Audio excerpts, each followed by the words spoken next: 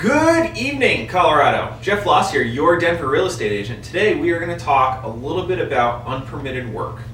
So unpermitted work, when you're going through and buying a house, your real estate agent, yourself, maybe your home inspectors, you shall be checking to see if permits are pulled for all different things.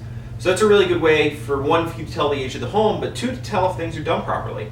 Especially with these flips nowadays and stuff like that. If you walk into a home in a flip and they didn't pull any permits, there's gonna possibly be things that they took shortcuts on.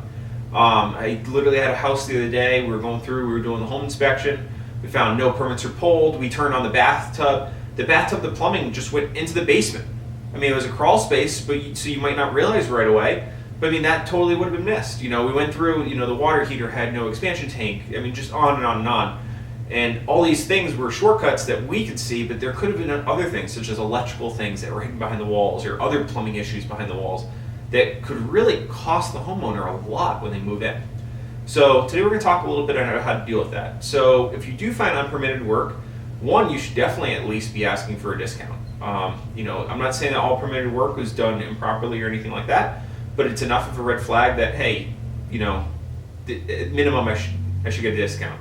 If you're not going to get a discount, make sure you're getting at least some type of great deal. So the other thing is, if you find unpermitted work, you can always move on. You can always move on to a new home and terminate because of inspection and things like that. On the seller side, if you do have unpermitted work, you must disclose that. So all states kind of have a sheet when you go in. They kind of have to list any known defects of the property, and that's something that should be on that sheet.